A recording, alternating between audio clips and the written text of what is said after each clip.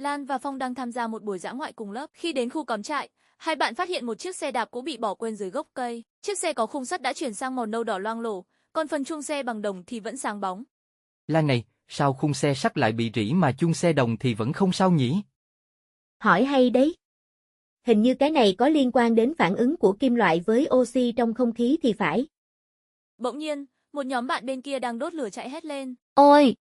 Khói bay lên kìa! Có phải đang tạo ra một chất mới không? Thầy giáo đi cùng mỉm cười và nói.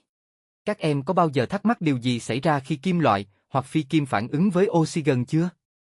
Thực tế, đây chính là quá trình hình thành một loại hợp chất rất quan trọng trong hóa học, oxit.